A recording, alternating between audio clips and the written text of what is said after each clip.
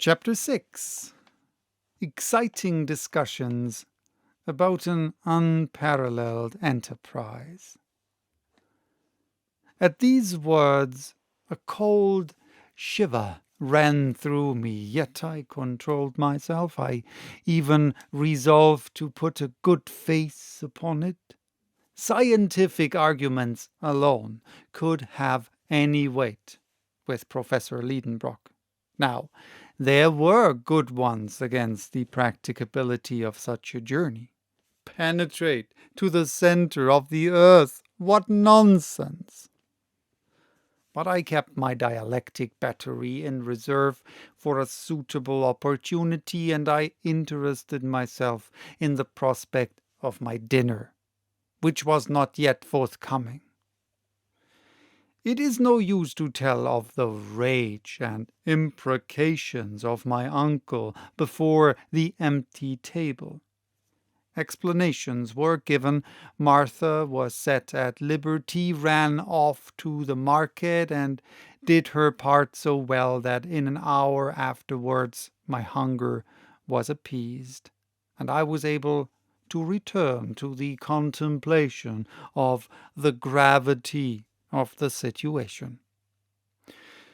During all dinner time my uncle was almost merry. He indulged in some of those learned jokes which never do anybody any harm.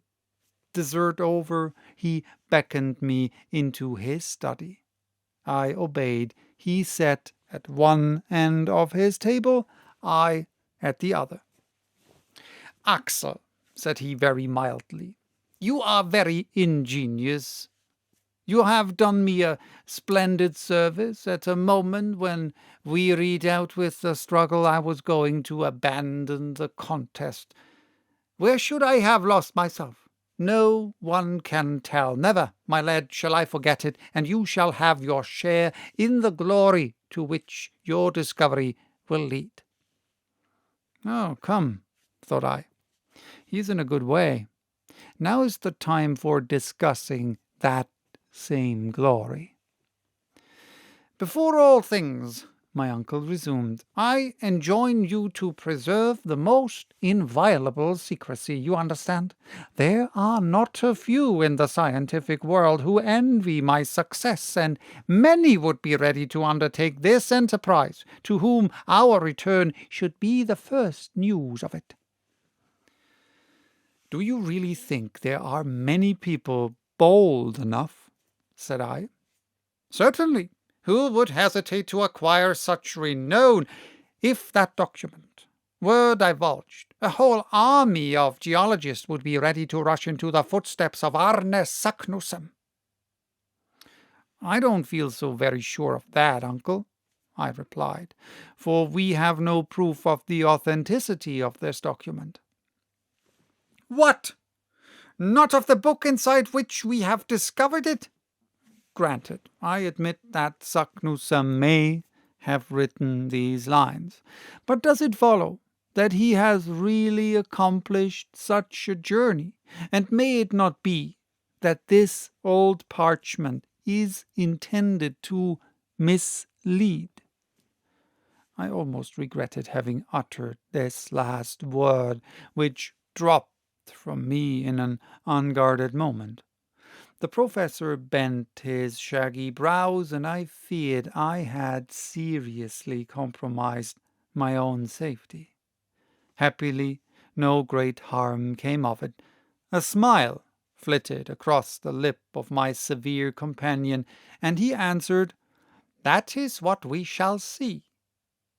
"Ah," said I, rather put out.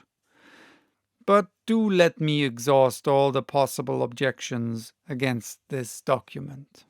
"Speak, my boy, don't be afraid. You are quite at liberty to express your opinions. You are no longer my nephew only, but my colleague.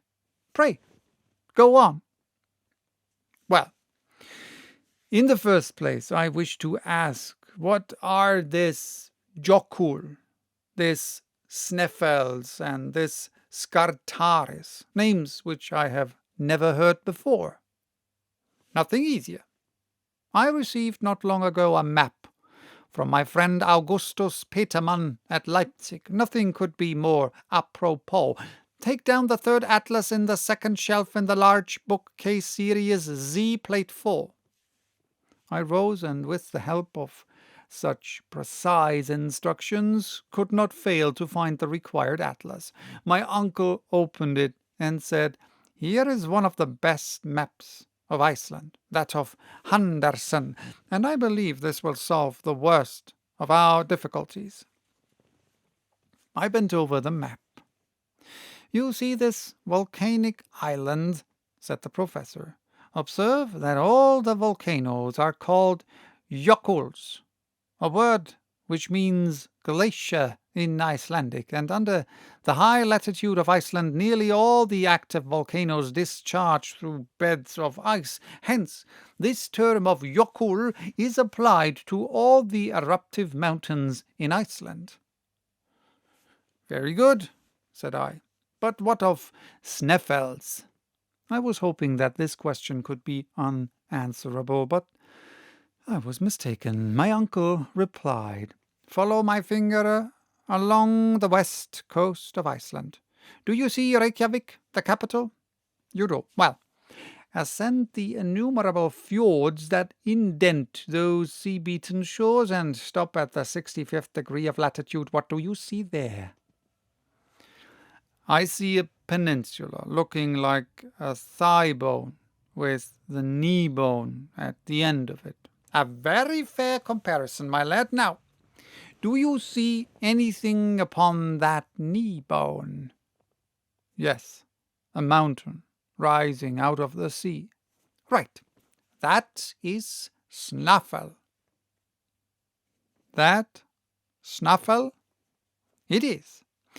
It is a mountain 5,000 feet high, one of the most remarkable in the world, if its crater leads down to the center of the earth." "But that is impossible," I said, shrugging my shoulders and disgusted at such a ridiculous supposition. "Impossible?" said the professor severely. "And why, pray?" "Because this crater is evidently filled with lava and burning rocks, and therefore—" "But suppose it is an extinct volcano?" "Extinct?" "Yes. The number of active volcanoes on the surface of the globe is at the present time only about 300. But there is a very much larger number of extinct ones. Now, Snaefell is one of these. Since historic times there has been but one eruption of this mountain, that of 1219. From that time it has quieted down more and more, and now it is no longer reckoned among active volcanoes." To such positive statements I could make no reply. I therefore took refuge in other dark passages of the document. "What is the meaning of this word Scartaris, and what have the calends of July to do with it?" My uncle took a few minutes to consider. For one short moment I felt a ray of hope speedily to be extinguished, for he soon answered thus: "What is darkness to you is light to me." This proves the ingenious care with which Saknussemm guarded and defined his discovery. Sneffels, or Snaefell, has several craters. It was therefore necessary to point out which of these leads to the center of the globe. What did the Icelandic sage do? He observed that at the approach of the calends of July, that is to say, in the last days of June, one of the peaks, called Scartaris, flung its shadow down the mount of that particular crater, and he committed that fact to his document. Could there possibly have been a more exact guide?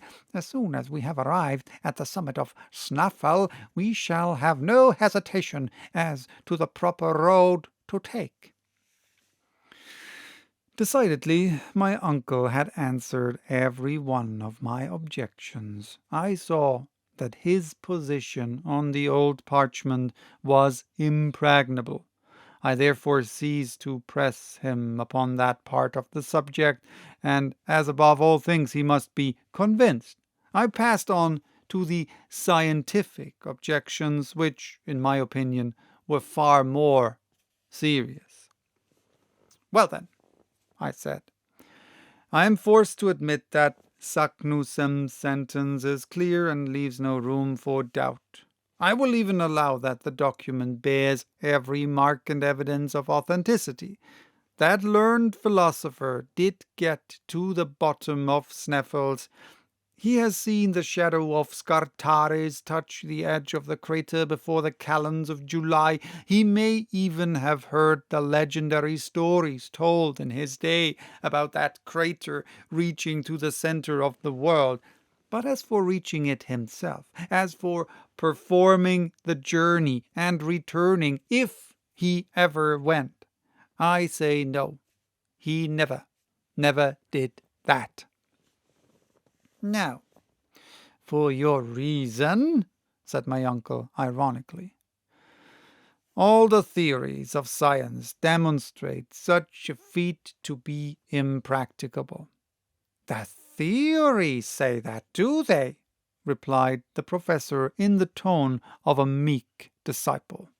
Oh, unpleasant theories! How the theories will hinder us, won't they?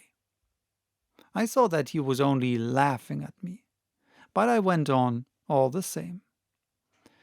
Yes, it is perfectly well known that the internal temperature rises 1 degree for every 70 feet in depth. Now, admitting this proportion to be constant and the radius of the earth being 1,500 leagues, there must be a temperature of 360,032 degrees at the center of the earth. Therefore, all the substances that compose the body of this earth must exist there in a state of incandescent gas. For the metals that most resist the action of heat, gold and platinum, and the hardest rocks, can never be either solid or liquid under such a temperature. I have therefore good reason for asking if it is possible to penetrate through such a medium. So, Axel, it is the heat that troubles you. Of course it is. Where do we reach a depth of 30 miles? We should have arrived at the limit of the terrestrial crust, for there the temperature will be more than 2,372 degrees. Are you afraid of being put into a state of fusion? I will leave you to decide that question, I answered rather sullenly.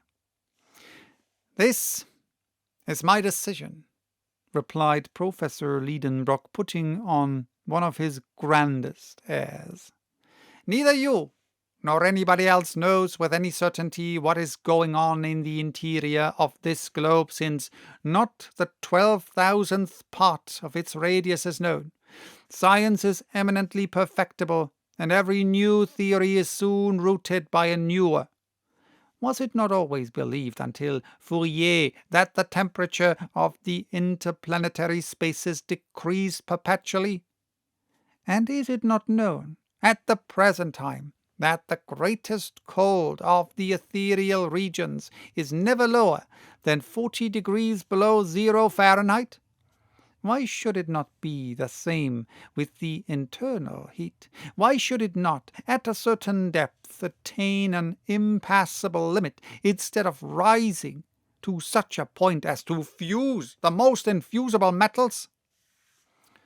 As my uncle was now taking his stand upon hypotheses, of course, there was nothing to be said.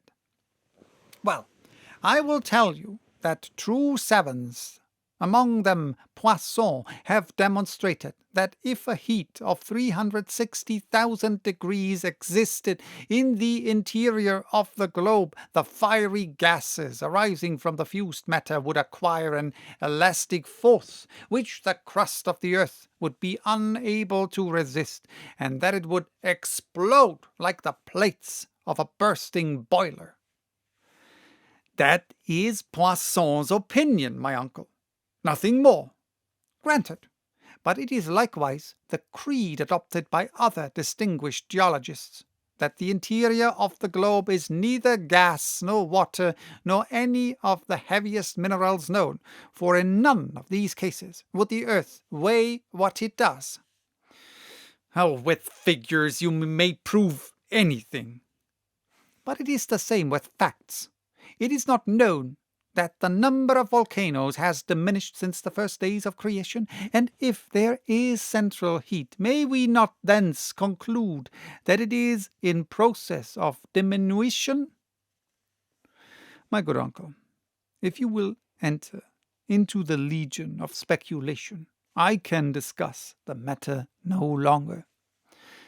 But I have to tell you that the highest names have come to the support of my views. Do you remember a visit paid to me by the celebrated chemist Humphrey Davy in 1825? Not at all, for I was not born until 19 years afterwards. Well, Humphrey Davy did call upon me on his way through Hamburg. We were long engaged in discussing, among other problems, the hypothesis of the liquid structure of the terrestrial nucleus. We were agreed that it could not be in a liquid state, for a reason which science has never been able to confute. What is that reason? I said, rather astonished. Because this liquid mass would be subject, like the ocean, to the lunar attraction, and therefore, twice every day, there would be internal tides which, upheaving the terrestrial crust, would cause periodical earthquakes. Yet it is evident that the surface of the globe has been subject to the action of fire, I replied, and it is quite reasonable to suppose that the external crust cooled down first, whilst the heat took refuge down to the centre. Quite a mistake, my uncle answered. The earth has been heated by combustion on its surface, that is all. Its surface was composed of a great number of metals, such as potassium and sodium, which have the peculiar property of igniting at the mere contact with air and water. These metals kindled when the atmospheric vapours fell in rain upon the soil, and by, when the waters penetrated into the fissures of the crust of the earth, they broke out into fresh combustion with explosions and eruptions, such was the cause of the numerous volcanoes at the origin of the earth. Upon my word, this is a very clever hypothesis, I exclaimed in spite rather of myself, and which Humphrey Davy demonstrated to me by a simple experiment. He formed a small ball of the metals which I have named, and which was a very fair representation of our globe whenever he caused a fine dew of rain to fall upon its surface. It heaved up into little monticules, it became oxidized and formed miniature mountains. A crater broke open at one of its summits. The eruption took place and communicated to the whole of the ball such a heat that it could not be held in the hand.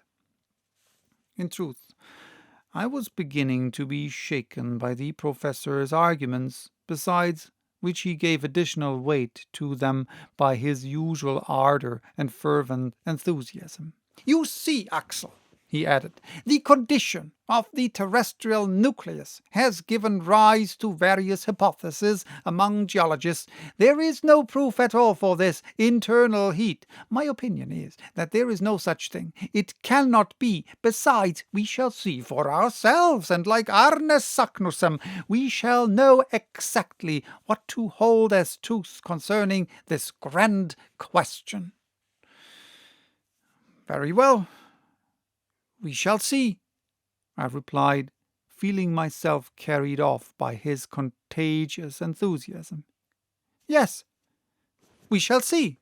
That is, if it is possible to see anything there. And why not? May we not depend upon electric phenomena to give us light? May we not even expect light from the atmosphere, the pressure of which may render it luminous as we approach the centre? Yes, yes, said I, that is possible too. It is certain, exclaimed my uncle in a tone of triumph. But silence, do you hear me? Silence upon the whole subject, and let no one get before us in this design of discovering the centre of the earth.